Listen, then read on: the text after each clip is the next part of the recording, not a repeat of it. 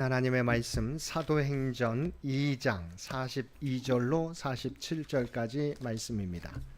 사도행전 2장 42절에서 47절까지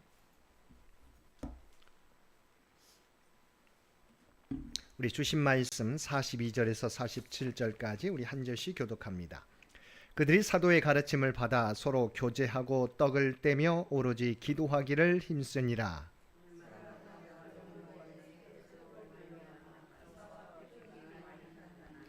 믿는 사람이 다 함께 있어 모든 물건을 서로 통용하고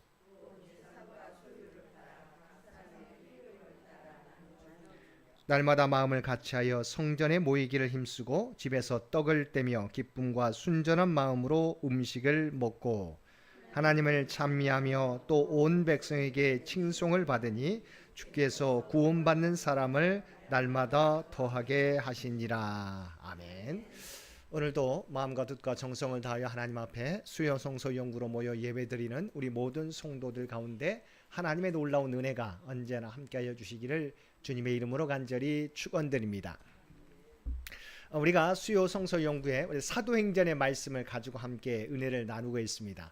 우리 사도들의 기록이죠. 자, 그런데 사도행전을 가리켜서 또 다르게 부르는 이름이 있습니다. 혹시 아십니까? 사도행전을 또 뭐라고 합니까? 성령행전이라고 합니다. 그러니까 왜냐하면 사도들의 기록이긴 한데 이들이 어떻게 하나님의 귀한 하나님의 백성으로 주님의 제자로서 우리가 나설 수 있었는가? 바로 그들은 성령의 충만, 오순절 마가의 다락방에 임한 성령 강림, 성령 충만을 통해서 그들이 사도로 온전히 쓰임받게 되었기 때문이죠. 그래서 성령행전이라고도 합니다. 또 사도행전은 성령행전이라고도 부르기도 하고 또 다르게 부르는 이름이 있습니다. 뭔지 아십니까? 교회행전입니다. 자, 이들은 그 당시에 유대교회에서 예수님을 따르는 그리스도인들이죠. 그런데 이들이 주님의 부활 승천하시면서 주님께서 이 땅에는 계시지 않는 가운데 성령의 능력을 통해서 바로 초대교회를 이루게 되었다고 하는 것이죠. 그래서 바로 교회가 새롭게 생성된 기록, 그래서 우리가 교회행전이라고도 부릅니다. 오늘 함께 읽은 오늘 본문 말씀은 그 초대교회의 모습이 어떠 있는지, 성령 충만함을 받았던 모든 기사와 표적이 일어났던 그 놀라운 초대교회의 그 특징들이 나와 있습니다. 그래서 초대교회의 모습이 어떠한지 우리가 말씀을 통해서 살펴보겠습니다. 또 이 초대교회는 우리가 교회라면 오늘날 2000년이 지났습니다. 그런데 오늘날 교회가 세워졌지만 우리 교회의 모습은 어떠해야 되는지를 또한 본으로서 모델로서 보여주고 있다는 데서 의미가 있습니다. 그래서 오늘 말씀을 통해서 우리가 교회의 어떤 모습을 우리가 회복해야 되는지, 참된 교회의 모습은 어떠한지 다시 말씀을 통해서 함께 은혜를 나누도록 하겠습니다. 우리 함께 읽은 42절과 43절 말씀 보시기 바랍니다. 우리 PPT에도 적어놨습니다. 우리 42절 43절 한번 보겠습니다. 그들이 사도의 가르침을 받아 서로 교제하고 떡을 떼며 오로지 기도하기를 힘쓰니라. 아멘. 42절 말씀에 보면 초대교회의 모습이 드러나 있습니다. 사도의 가르침을 받아 서로 교제하고 떡을 떼며 오로지 기도하기를 힘쓰니라. 또 43절에는 또 이와 같이 초대교회 모습에 대해서 말씀하고 있습니다. 함께 보겠습니다. 사람마다 두려워하는데 사도들로 말미암아 기사와 표적이 많이 나타나니. 아멘. 자, 초대교회의 모습은 첫 번째, 우리가 사실은 42절 43절이 있지만 우리가 43절부터 보면 자, 성령 강림으로 인해서 여기에 많은 기사와 표적이 일어났어요. 여러분, 우리가 함께 모여 예배드리는데 우리 병고침의 역사, 또한 방언의 역사, 예언의 역사, 여러 가지 하나님의 놀라운 기적들이 나타납니다. 그러면 사람들은 대체적으로 여기에 초점을 맞추게 되어 있습니다. 그렇지 않습니까? 기사와 표적에 초점을 맞추는 게 보통 교회의 모습이죠. 보통 사람들의 모습입니다. 자, 그런데 이와 같이 성령 강림을 통해서 기사와 표적이 많이 나타났는데, 자, 이들은 뭐에 더 집중을 하게 되었습니까? 우리가 42절에서 나와 있는 것처럼 이런 놀라운 성령의 은혜를 경험하고 기사와 표적이 많이 나타나는데도 그들은 뭐예요? 자, 42절 사도의 가르침을 받아 서로 교제하고 떡을 떼며 오로지 기도하기를 힘썼다라고 하는 것입니다. 놀랍습니다. 성령의 놀라운 은혜를 체험했어요. 기사와 표적이 많이 나타났어요. 그런데 거기에 초점을 맞추는 것이 아니라 그들은 사도로부터 가르침을 받아 서로 교제하고 떡을 떼며 오로지 기도하기에 힘썼다. 무슨 말입니까? 초대교회 모습은 드러나는 현상에 주목하는 것이 아니라 교회의 본질에 집중하는 교회였다. 여러분, 이게 주께서 원하시는 교회의 모습이에요. 성령의 역사, 기사와 표적이 많이 나타나지만 그럼에도 불구하고 거기에 초점을 맞춘 것이 아니라, 그런 드러난 화려한 모습에 초점을 맞춘 것이 아니라 사도의 가르침을 받아 우리가 서로 교제하고 떡을 떼며 오로지 기도하기에 힘쓴 바로 교회의 본질에 집중했던 교회였다. 바로 그것이 초대교회죠. 우리도 교회를 이루고 있지만 이와 같이 바로 교회의 본질에 초점을 맞추어야 된다는 것을 우리에게 말씀해 주고 있습니다. 자, 그러면 특징적으로 몇 가지 살펴보겠습니다. 초대교회 대표적인 우리가 특징들. 첫 번째는 뭐에 힘쓰는 교회였어요? 방금 살펴보았던 것처럼 배우기에 힘쓰는 교회. 성령의 은혜를 체험하고 기사와 표적이 많이 나타났지만 사도의 가르침을 받아 42절 상반절에 보면 사도의 가르침을 받는데 충실했던 교회. 그러니까 배우기에 힘쓰는 교회였다는 것이죠.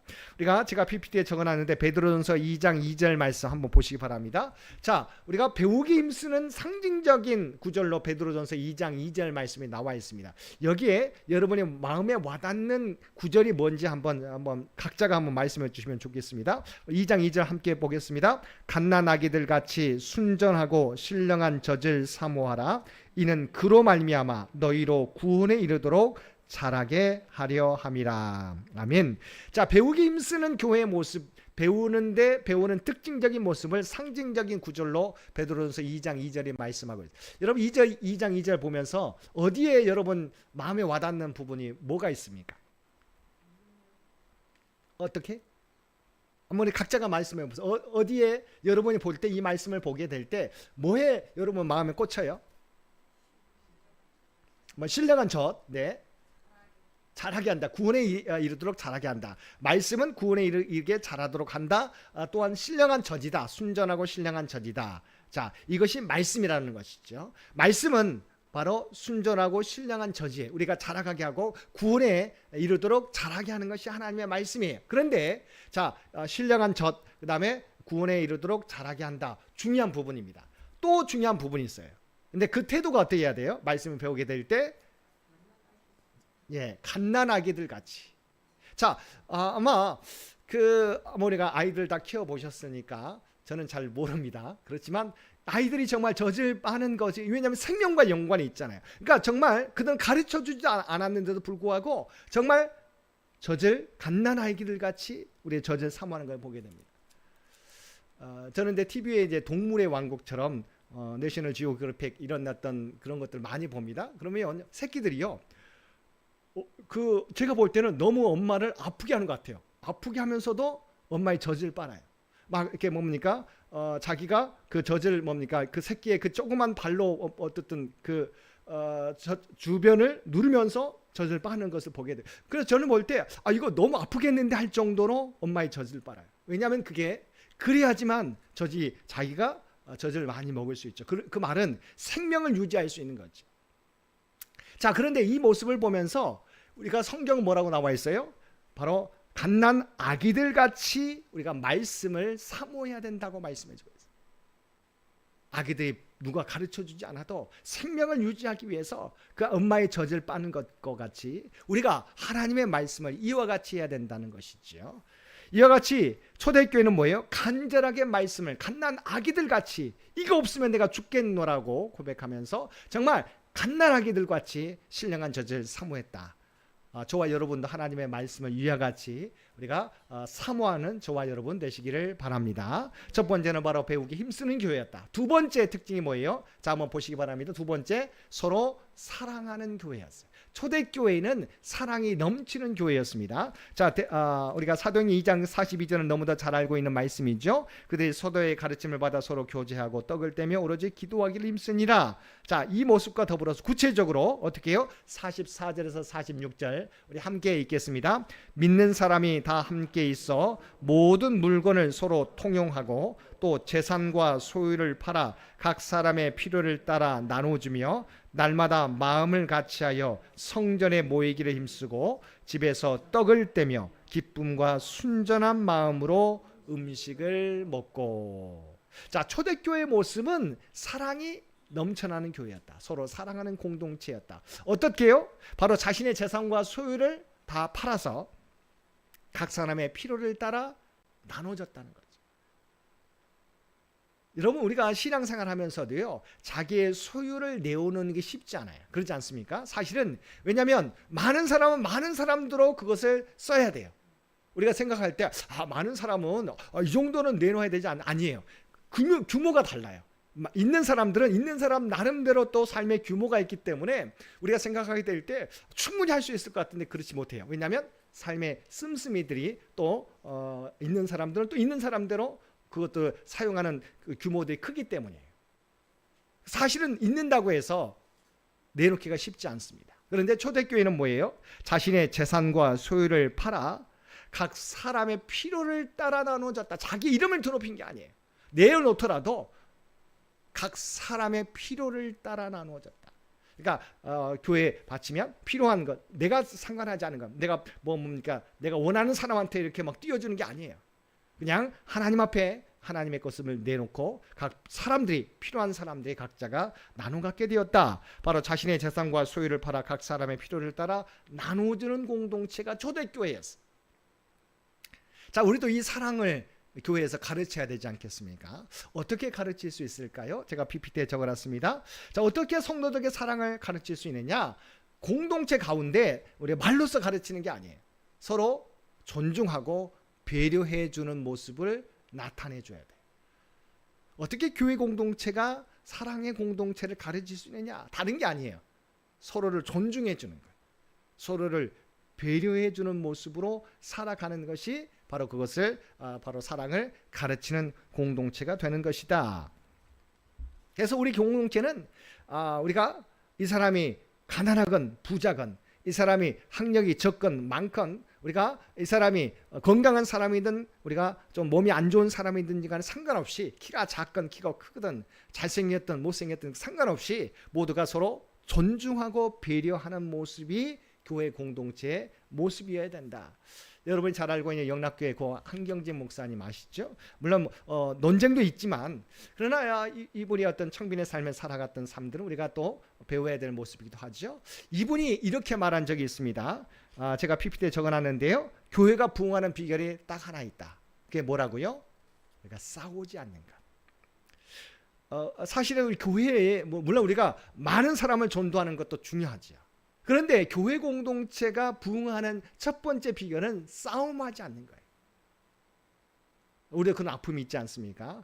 그러니까 싸움하지 않더라도 우리가 나눠지지만 않더라도 교회는 부흥하게 돼 있어요. 계속해서 유지해 나가는 거죠.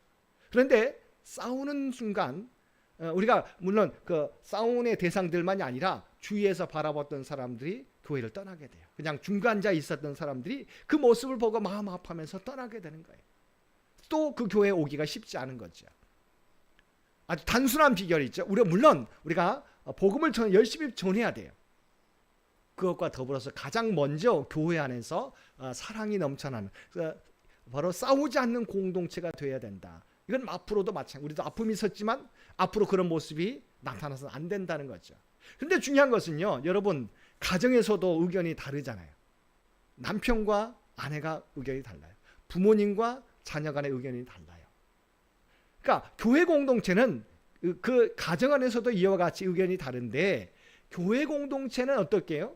삶의 배경이 다르잖아요. 그러면 각자의 의견과 주장이 달라요. 그래서 실제적으로 더 우리가 분쟁과 우리가 다툼의 여지가 많은 게 교회 공동체. 그러지 않습니까? 자, 그런데 교회 공동체 가운데 서로 의견이 다르고 주장이 다르고 생각이 다르는데 그 공동체 가운데 어떤 모습을 나타내야 돼요? 서로가 다를지라도 다름을 인정하는 거죠. 다름을 인정하고 우리가 차이에 대해서 우리가 바르게 대응하는 자세가 필요해요. 여러분, 다르다고 해서 계속해서 분쟁만 일어나게 되면 그 교회는 우리가 다툴 수밖에 없어요. 그런데 우리 각자의 의견이 다르잖아요. 주장이 달라요. 생각이 달라요. 그럴 때 우리가 다름을 인정하는 거예요. 차이를 인정하고 그 가운데 우리가 바르게 그것을 우리가 공동체를 만들어가는 게 필요하다. 다른 게 아니에요. 사랑이 많은 공동체는 우리가 서로 의견이 다를지라도 차이가 있을지라도 그것을 인정하는 거죠.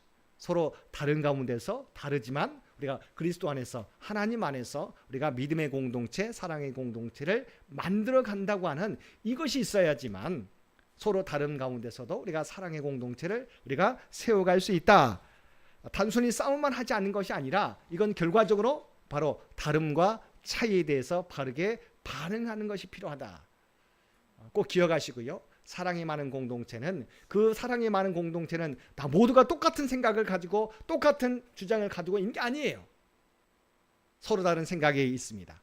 서로 다른 주장이 있습니다. 그럼에도 불구하고 그리스도 안에서 우리가 다름과 차이를 인정하고 바르게 대응해가는 것. 그랬을 때 우리가 아름다운 공동체를 이루어갈 수 있다고 하는 것이죠.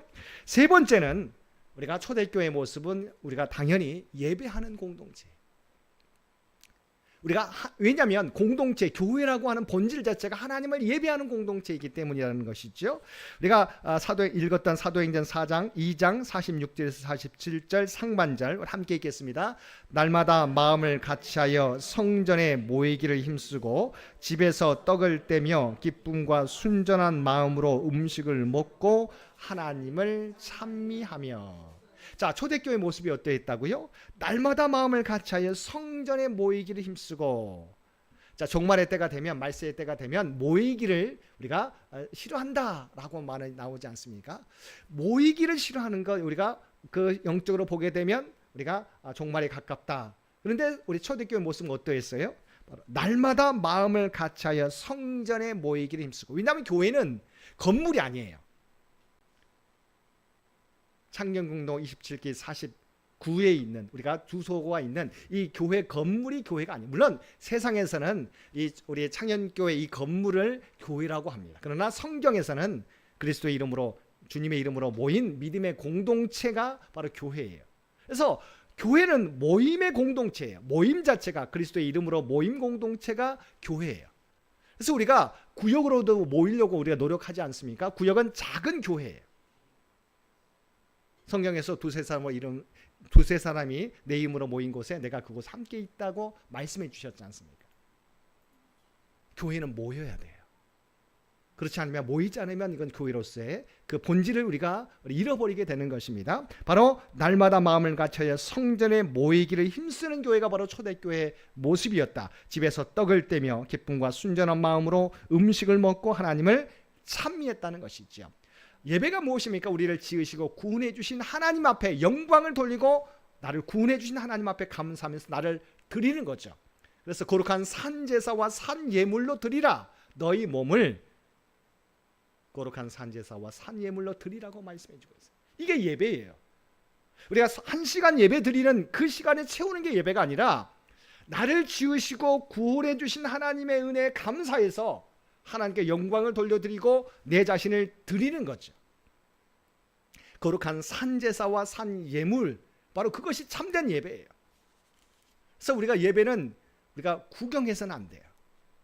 목사님 오늘 말씀을 어떻게 잘 전하나, 성가대가 잘 찬양하나, 기도 맡은 분이 잘 또 기도를 하나 지켜보는 게 아니라 그 기도 가운데 나를 같이 드리는 거예요.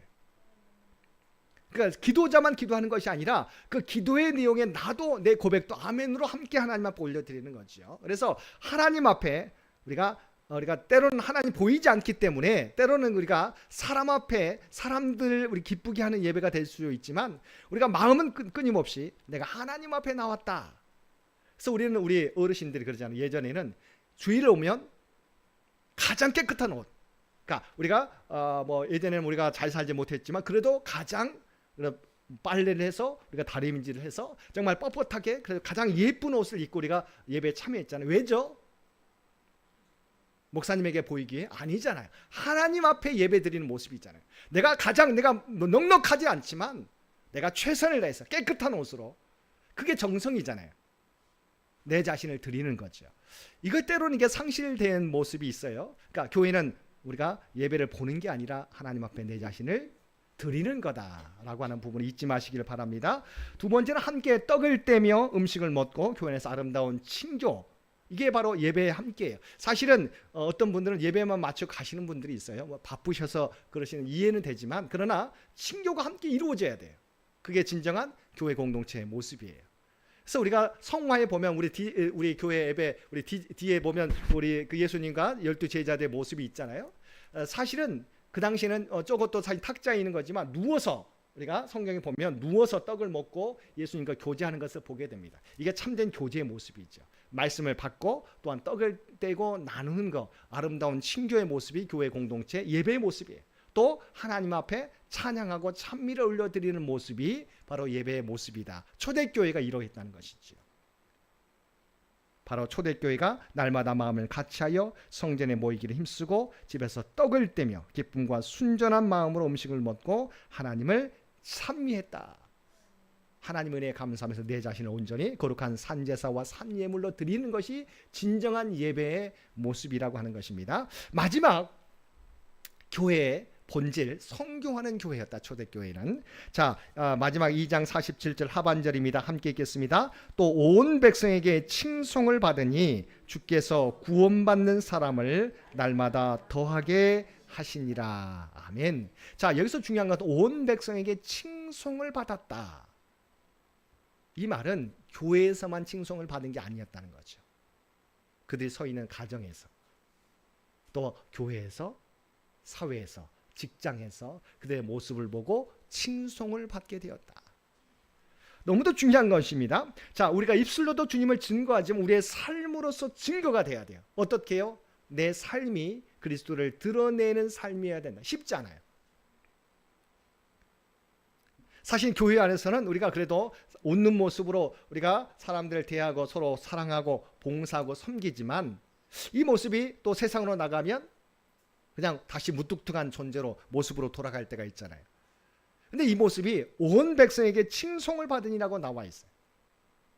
바로 우리의 가정에서, 교회에서는 정말 뭡니까? 사랑이 많은 장로님, 권사님, 집사님인데 또 집에 가면 또 너무 엄격한, 너무 엄한 이런 모습으로 살아갈 때가 있잖아요. 근데 교회에서만이 아니라 이 모습이 가정에서, 그래서 교회 모습과 가정에서의 모습이 달라가지고 자녀들이 아버님의 신앙을 우리가 온전히 존경하지 못하게 되는 모습도 있는 거죠. 교회에서는 그렇게 존경을 받는데 가정에서는 때로는 폭력을 행하기도 하고, 또 뭡니까? 입을 더 거칠게 또 자녀들에게 상처가 되는 말도 하기도 하고. 우리 교회가 어떠해야 됩니까? 선교라고 하는 것은 복음을 전하는 것 필요합니다. 그런데 온 백성에게 칭송을 받는다고 하는 이 말씀, 바로 우리의 가정에서, 교회에서, 직장에서 그의 삶을 통해서 하나님 앞에 영광을 돌리고 칭송을 받아야 된다. 그럴 때 주께서 구원받는 사람을 날마다 더하게 하셨다고 말씀하고 있습니다. 이게 바로 초대교회 모습이었어요.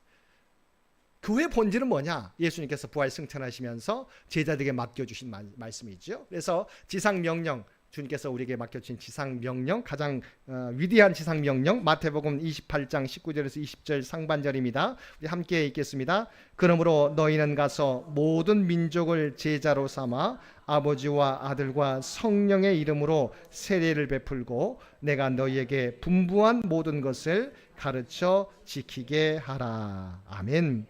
자, 주님께서 부활 승천하시면서 제자들에게 맡겨주신 거예요. 너희는 가서 모든 민족을 제자로 삼아 아버지와 아들과 성령의 이름으로 세례를 베풀고 내가 너희에게 분부한 모든 것을 가르쳐 지키게 하라. 우리가 받았던 것을 우리가 다른 사람 앞에 가르쳐야 된다라고 말씀하고 있어요. 바로 교회는 하나님 앞에 예배하는 공동체입니다. 친교하는 공동체입니다. 봉사하고 또 가르치는 공동체입니다. 근데 이것은 교회 안에서만이에요. 여기에 그치면 안 돼요. 바로 그 복음이 세상 가운데 나가야 되는 거예요. 그래서 우리는 모이는 교회와 흩어지는 교회라고 이야기합니다. 모여서 하나님의 은혜를 우리가 충분히 받는 하늘로부터 위로부터 오는 은혜를 받고 이제 그 은혜를 가지고 세상 속에 나가는 거죠. 바로 흩어지는 교회로서의 역할을 감당할 때에야 우리가 교회 예배가 우리가 맞춰진다고 할 수 있어요. 1시간 예배 끝나고 내가 교회 와서 교회 나갈 때면 예배가 끝나는 게 아니라 받았던 은혜를 가지고 내 삶의 자리에서 돌아가서 그것을 실천하며 행하게 될 때에야 그것이 바로 예배가 맞춰지는 것이다. 그래서 모이는 교회와 흩어지는 교회라고 하는 부분도 잊어버리지 마시길 바랍니다. 이것이 바로 초대교회의 모습이었어요. 우리가 항상 말하기를 우리 교회가 어떤 모습이어야 될지에 대해서 다시 우리가 때로는 확실하지 않다면 다시 사도행전 2장의 말씀으로 돌아가야 돼. 초대교회 모습이 어떠했는지를 우리가 다시 한번 돌아보고 그 본질을 우리가 잃어버리지 않고 그 본질을 지키면서 우리가 살아가게 되면 우리 창현교회도 모든 성도들에게 많은 사람 온 백성에게 칭송을 받고 구원받는 자들의 날마다 더해가는 놀라운 역사를 나타내게 될 줄로 믿습니다. 오늘 말씀을 기억하고 우리 창현교회도 초대교회 참된 교회의 모습을 따라 배우겠노라고 결단할 수 있는 저와 여러분 모두가 되시기를 주님의 이름으로 간절히 축원드립니다. 함께 기도드리겠습니다.